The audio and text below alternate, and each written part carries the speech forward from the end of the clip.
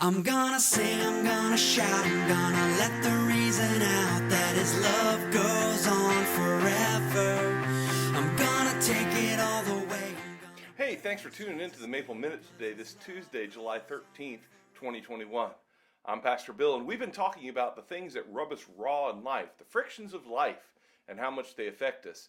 And today, we're going to talk about something that's just as equally concerning as anything we've talked about, and it's something that actually most of us suffer from, but no one likes to admit. It is the friction of procrastination. Some of you probably are already ready to tune out today. But before we get into this, let me just remind you, if you're on Facebook, to make sure you like our videos and then share them. Make some comments. We'd like to hear from you. If you're on YouTube, make sure you hit the subscribe button and then click on the update button so you get all the latest updates from our videos. Make some comments there too. We'd like to know how you're doing and what's going on in your life that we can help out spiritually with. So if you have any questions, please post them there, and let's get into this today, the friction of procrastination. You know, when we procrastinate, we deliberately say later, but usually when we say later, we actually really mean never. That's what we're thinking. It's the mañana syndrome, tomorrow. In fact, I remember sitting on the ministry of a pastor who used to always say that tomorrow is the only day on a fool's calendar. And if you realize that, tomorrow never comes. You know, we often say things like, someday I got to, and then never do them. People who procrastinate, they have no definite plans to accomplish their objective. And that so often is true of every one of us. We simply push it into the void of indefiniteness, the swamp where good intentions go to die. And that's the problem with procrastination. But in the book of Proverbs, Solomon has a lot to say about this subject in different manners. And Solomon assures us, first of all, the excuse that we use that I'm not capable, Solomon eliminates that by telling us all that we have the mental equipment we need to do whatever the deed is. In Proverbs 16:1, he says, to humans belong the plans of the heart. So he says we do have the ability to make the decisions to do what we need to do. He says, but for the Lord comes the proper answer of the tongue. Solomon also affirms that we, most of the time, have the desire to get things done. In Proverbs 16, verse 3, he says, commit to the Lord whatever you do, and he will establish your plans. That shows us that we have some desire. So why is it that we don't get things done? Well, we got to remember that there's a difference between getting things done and just desiring to do things. You know, a desire doesn't guarantee accomplishment. Proverbs 13:4, Solomon writes, a sluggard's appetite is never filled, but the desires of the diligent are fully satisfied. You know, deep within us belongs two opposites. Usually we call them different things, but for today's sake, we're going to call them the battle of the sluggard versus the battle of the diligent. The sluggard versus the diligent. You may not use those terms very often, but I want you to know, within you, the fight is on. Every one of us have a battle every morning as we start off. And I want you to know that both the sluggard and the diligent have desires in life. What is the difference? Well, the sluggard craves but accomplishes nothing. He doesn't follow through, or she doesn't follow through. They often postpone things until the last moment, and then they feel overwhelmed and complain about being so overworked, so tired. But the diligent, well, Proverbs 21 verse 5 says, the plans of the diligent lead to profit as surely as haste leads to poverty. So the question we have to answer today is this: why do we often opt for procrastination more often than not? Why is it that the sluggard often overrules and we give way from diligence to sluggish behavior? Well, there's a lot of different reasons. Either we set goals that were unwise or unrealistic, and setting real goals is such an important aspect. Even those who are not Christ followers understand that. Setting these huge moonshots often causes us to fall very short in our lives. So let's set some realistic goals. Or sometimes we attempt to do something that was not God's will, and we get thwarted because God doesn't want it to be accomplished. Or we allow the sluggard, and this is one of the problems we have, we allow the sluggard to win when he wrestles with diligence in our lives. And that is probably more often than not, the problem. Number 3 there, we allow the sluggard to win.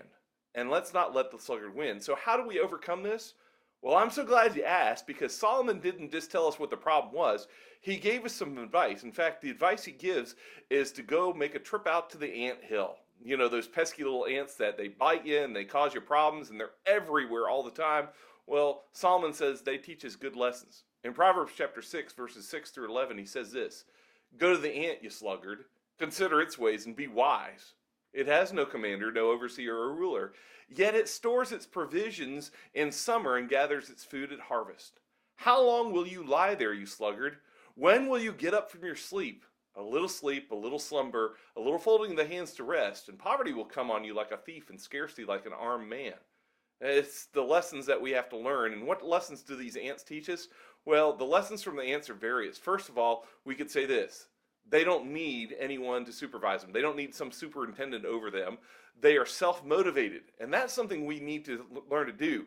The reason we procrastinate often is we don't find the right motivation to do things. But remember, I already said this: even if we desire things, we don't always get them done, because it's not just enough to have motivation. We have to have self-control, and that's one of the fruits of the Spirit. See, procrastination actually is something that shows us a mark that God's Spirit isn't reigning in our lives. Uh-oh, that's a problem. The second thing we have to realize is the ants, they get their essentials done first.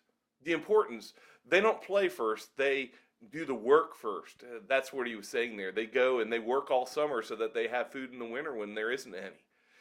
The third thing that we notice is they work ahead of time so they can relax later. Although I'm not sure ants really do relax, they do have a chance to be able to be dormant in the winter time. But they work so hard when there's time to work. They've got their work and play time separated. And so often we want the reward without taking the required work segment. And then I would say this: they do it all without fanfare or applause. So often the reason the procrastinator doesn't get anything done is they're waiting for somebody to say, "Hey, thank you, you did a great job. Hey, great for you." And that's not how we're supposed to do our work in life. So what happens if we fail to follow the ant's example? Well, if we fail to follow this ant's example, Solomon really tells us three things. First of all, he tells us we'll continue to procrastinate. That's a serious problem. That's the rut we get into in our lives. And procrastinators will often complain that that's just how they were designed, they were made that way, and I want you to know that's a lie. See, we make excuses for ourselves so we continue sometimes our bad behavior. And I know, when I said that, that's probably rubbed some of us wrong, but I want you to know we all, at one time or another, suffer from procrastination. The second problem, if we don't follow the ant's example, is that we begin to resemble a beggar. We start asking everybody else to do what we need done for ourselves. We expect the government to pay our way and do things. We want all the advantages that everybody else should do for me, do for me, do for me. That's not what the ant does. When we forget to be diligent, then we become the sluggard, and the sluggard resembles a beggar, and that's a sad thing. You know, David promised this, that the righteous would never have to beg, because God would be in charge of taking care of them, and that's a great thing to remember. So let's not resemble the beggar. That's expecting the government or somebody else to take care of us. And then we ultimately become dependent on others. That's the next step, and that really follows suit when we begin to procrastinate. We expect everybody else to help us out. Help me out, do this. Help me out and do that. And we become dependent so much on others, and we can't do anything for ourselves, even in our relationship lives. What do we do about this? Well, just a couple verses that that Solomon leaves us with to help us on this. And over in Proverbs 13, verse 12, he tells us this. And you've probably heard this verse before. This is so important. He says, "Hope deferred makes the heart sick, but a longing fulfilled is a tree of life." In verse number 19, he says, "All who are prudent act with knowledge, but fools expose their folly." You know, our hearts get sick when we keep putting hope on hold. That's that verse 12. You know, it's one of those things we make ourselves go through depression, anxiety. A lot of these issues we have are caused from procrastination. Now, I'm not saying all of them, and if you suffer from any of those, that definitely isn't just the case for you. But I want you to know, we are our own worst enemies most of the time, causing our own mental problems. Hope deferred makes the heart sick. He's not talking about your pumping blood organ. He's talking about your inner self. We make ourselves full of all kinds of depression, anxiety. We feel overloaded, overwhelmed, and those feelings are all self-made because we procrastinated. We didn't become diligent about what we're supposed to do. So what do? He says there once again, all who are prudent act with knowledge, but fools expose their folly. See, he says, and notice the difference between them. The difference between the prudent and the fool in this case, or the diligent and the sluggard, those are the other two synonyms for it, is acting. One acts with knowledge, the other one just is foolish and doesn't do what they're supposed to do. You know, what is it that's sweet to the soul? Basically, this is what he says.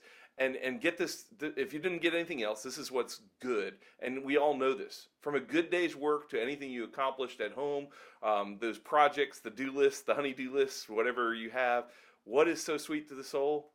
It is accomplishment. You know, God gives us a good feeling inside of us. And we can get into the scientific side of all the different things that the body releases when we do work. But I want you to know, the Bible is very clear. When we are not a sluggard, when we don't procrastinate, it's sweet to the soul when we accomplish things. So let's get some things done in our personal lives. Let's stop making excuses and stop wearing ourselves out mentally, physically, and emotionally. Because those people you see that are suffering so much for these things, you know what the problem is? They're not doing anything. You know, when we sit around, and I think this is one of the big side effects of this whole coronavirus symptoms, we sat around too much and got on social media too much and we got on TV too much and we felt sorry for ourselves. You know what? It's time to get up. It's time to do something. So let's get busy in our lives for Christ. And this week, let's start accomplishing those things that we've put off. Maybe you've got a list of just physical jobs to do around the house that you've been putting off for a long time, painting or mending or whatever. How about we just take the time to do something? You'll feel a lot better in the end, having accomplished something rather than putting it off. And you'll be a lot more like God in how you do things, because that's what God designed us to do. See, work was something that God gave us as a joy, not as a problem. It's how we corrupted it that became the problem. So let's get out there and stop procrastinating. Let's become the diligent rather than the sluggard.